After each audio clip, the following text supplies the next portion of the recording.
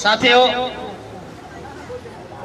बहुत दुख की बात है। वैसे तो मैं मानता हूं कि जो मुझे भंते जी ने कहा है, अब उसके अलावा कोई रास्ता तो बचा नहीं है कि इनको सत्ता से उखाड़ के फेंको और सत्ता अपने हाथ में लो और भीख किसी से नहीं मांगो, अपने आप वहां उस कुर्सी पर बैठकर अपनी कलम से न्याय करें।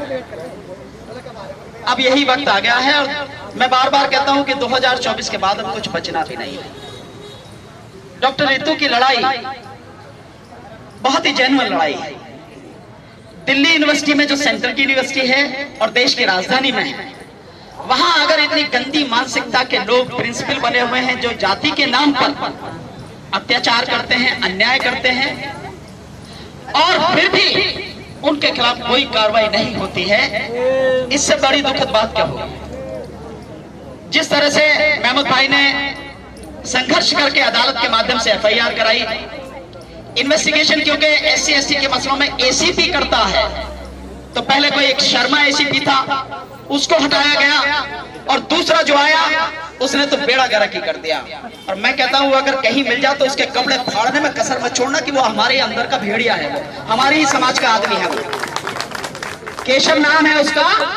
पिछली बार जब हाईकोर्ट में ये डेट लगी थी कैंसिलेशन के लिए, तो हम लोग सब हाईकोर्ट में थे।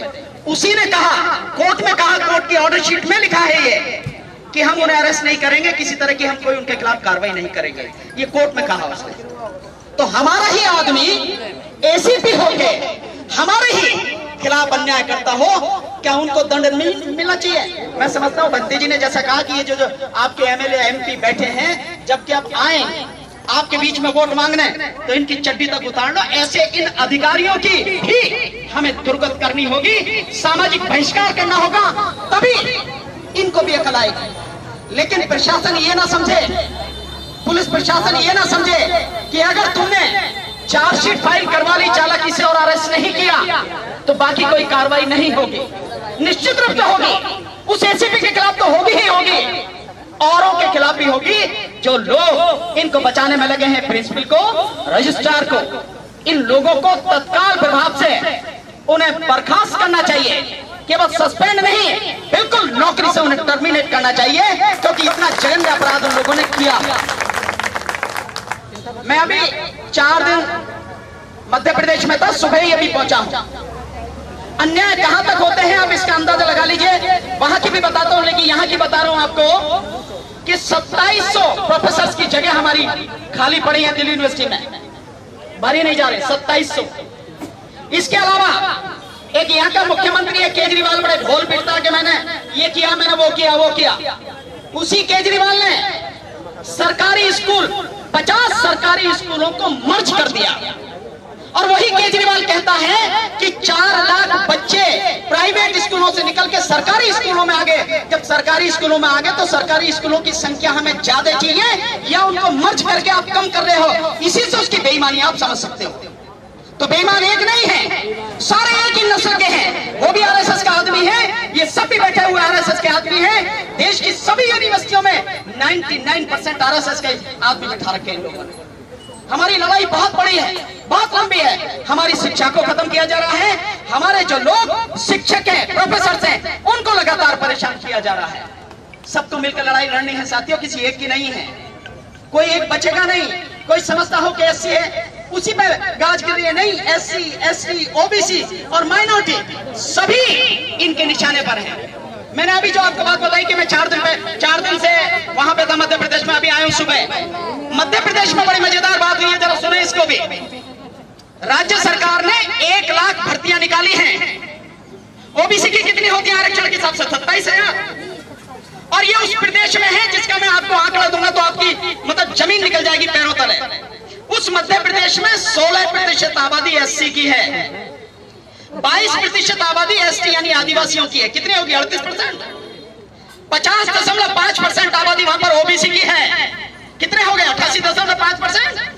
6.5% आबादी वहां पर मुस्लिम्स की है। कितने हो गए? 95%।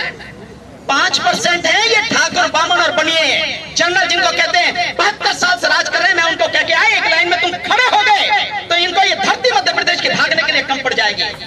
तो कितना आरक्षण होना चाहिए वहां पे? भाई जब 5% लोग हैं, 5% लोग को 50.5% और 10% आर्थिक आधार पर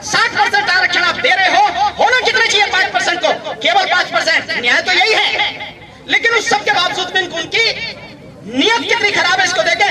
1 लाख भर्तियां निकाली हैं, 27,000 ओबीसी की भर्तियों में से 14,000 भर्तियों को रोका जा रहा है कि इनको हम बंद करके रखेंगे, बाद में देखेंगे इनका क्या करना। किस आधार पर रोकोगे आप? तो अन्याय आपके साथ एक जगह नहीं है, कई जगह है। अभी जैसा मेघवाल का बताया राजस्थान में अभी हुई है 3 दिन पहले घटना, ये आपके इटावा जिले में, वहां भी एक ठाकुर ने एक जो हमारे एससी समाज के बच्चे को मारा और अब उसकी मौत हो गई है। वहां पर जब उन्होंने लाश लेके उसको बर्खास्त करने की बात की तो पुलिस ने बुरी तरह से उन पर लठ बजाया। 50 आदमियों के नाम पे नाम दर्ज रिपोर्ट करी, 250 के नाम पे जो उनके अज्ञात लोगों के नाम से वो करी, और अब लोगों को उठा रहे लगातार। पीएससी बड़ी हुई है, मतलब यही स्थिति है। और वो भी शिशु मंदिर स्कूल था आरएसएस का, और ये भी शिशु मंदिर स्कूल, ये स्थिति है सरस्वती शिशु। तो हमारी स्थिति बहुत खराब है, इससे दूसरा कोई बदलने आएगा नहीं, हम ही को बदलनी पड़ेगी। और अब ये ध्यान ही लेना चाहिए, आर या पार जो भी होगा, मरेंगे तो मरेंगे, हम पहले भी मरते रहे हैं, लेकिन अब अपना हक लेकर मरेंगे। और ये दिल्ली यूनिवर्सिटी का जो वीसी बैठा है, ये है जो भी प्रशासन के लोग हैं, केंद्र सरकार सारी, जो एजुकेशन मिनिस्टर है, गृह मंत्री और जो प्राइम मिनिस्टर है, यहां से इस मंच के माध्यम से आगाह करना चाहते हैं, अपनी नीतियों को बदलो, हमारे साथ में न्याय करो। नहीं करोगे तो 24 में उखाड़ के फेंक देंगे, ये प्रण है हमारा, चाहे जो भी हो जाए।